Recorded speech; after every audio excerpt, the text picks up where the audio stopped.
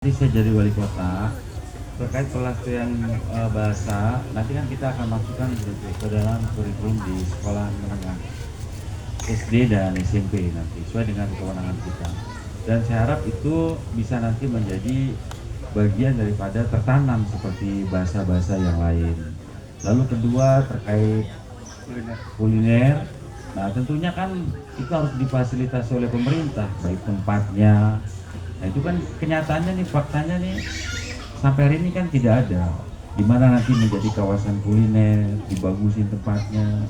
Intinya tadi tuh menurut Pak Gung tadi, kalau wali kotanya gaul, insya Allah itu akan tercapai karena kuncinya adalah semua anggaran balik lagi. Begitu Pak. Oke. Kak Wahyu, kuliner nggak difasilitasi pemerintah nih, gimana? Enggak. Kita itu bahkan menyediakan, ada Bumida nggak? Bumida? Bumida? Nggak ada ya? Siapa Bumida? Bumida itu salah satu pelaku UMKM yang fokus kepada sate bandeng. Oke. Bahkan sate bandeng itu bisa bertahan sampai 1 tahun ketika disuplai atau diberikan alat retok namanya.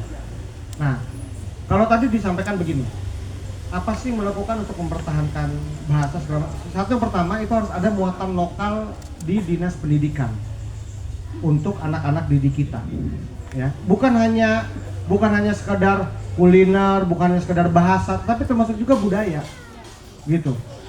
Sekarang kita lebih bangga menyebut taekwondo dibandingkan dengan pencak silat, kan begitu. Nah, maka yang pertama adalah kita harus memberikan porsi muatan lokal dalam pendidikan anak-anak kita. Yang kedua, terkait dengan kuliner. Pasar Lama itu tempat kuliner.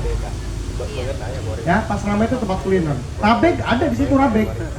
Gitu. Bahkan kita memprioritaskan makanan asli Kota Serang. Tapi apa sih yang mau, kalau hanya mempertahankan Pak, kita bisa menyiapkan tempat-tempat kuliner yang memang itu isinya adalah produk asli Kota Serang. Tetapi kita berpikir harus lebih dari itu. Bagaimana rabeg? Bagaimana sate bandeng yang tadi saya sampaikan, ketika dia bisa bertahan 1 tahun, kita dorong itu untuk ekspor. Kita dorong untuk ekspor.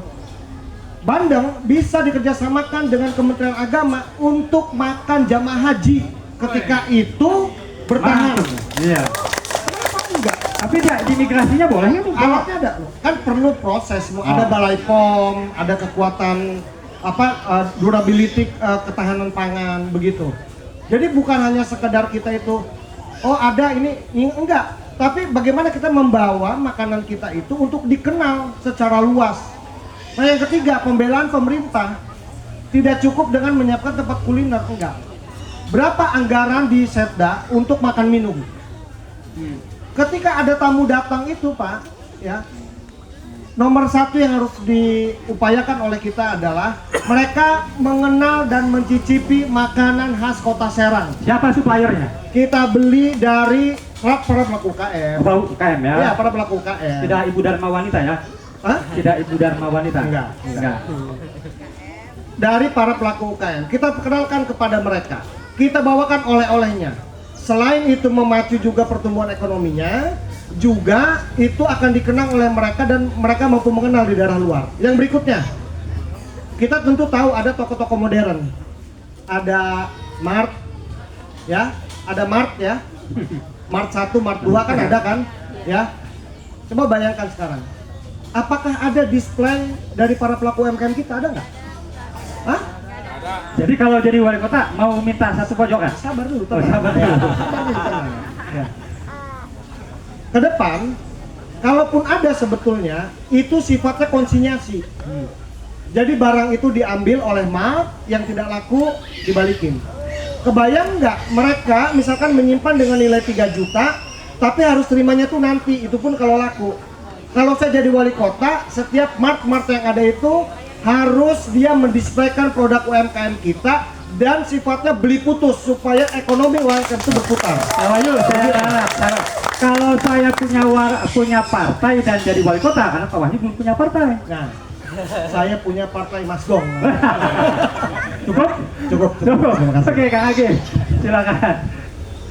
Oke, nah ini saya mungkin yang agak teknis, tapi ini penting teman-teman semua, Bapak Ibu sekalian. Jadi pertama, ketika ingin mengusulkan sebuah program, ini kan yang terjadi kan program sudah jadi, kemudian ya kita akhirnya nerima aja begitu. Nah, next sebenarnya kita tarik dulu. Jadi setiap perencanaan program yang nanti akan digulirkan itu wajib hukumnya dalam proses perencanaannya melibatkan tadi stakeholder yang terlibat. Jadi kalau kita mau ngembangin UMKM kuliner, kita undang kulinernya dan bukan hanya pelatihan aja, tapi kita libatkan dalam proses tadi proses perencanaannya, kemudian penganggarannya. Nah, dan ini juga sama. Jadi kalau misalkan kita mau, misalkan saya agak mencok sedikit disabilitas, kita undang gitu. Apalagi program literasi kita undang gitu. Jadi proses perencanaan ini betul-betul ini menjadi basic supaya nanti program yang muncul itu bukan berdasarkan kepentingan yang lain gitu, tapi berdasarkan kebutuhan masyarakat atau pelakunya. Nah itu ya. Nah kembali lagi ketarik tentang kuliner. Jadi kalau menurut saya juga memetakan apa yang membuat kuliner-kuliner di luar itu viral begitu.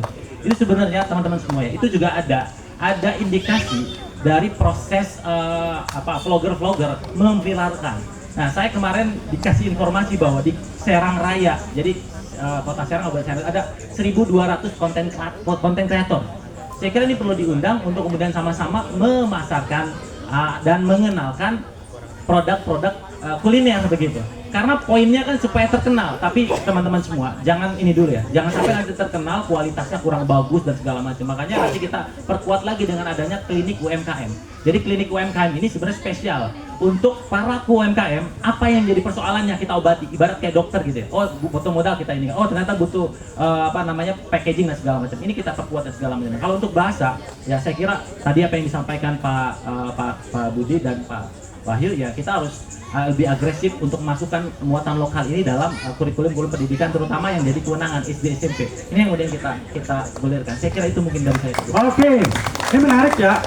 Kalau Pak Haji Budi, beliau di kebijakan selama 5 tahun ini, gedungnya di sana ya, di daerah Bogek ya. Boru ya. Oh Bogek ya, oke. Kalau Pak Wahyu dengan wayahi saset-saset di TikTok, saya tiap hari ngelihat bagaimana dia berupaya jadi eksekutif yang berbeda. Kalau Kang Agi sebelumnya juga sebelum jadi anggota dewan dia aktif sebagai pegiat literasi, termasuk juga juragan kambing. Nah, kuliner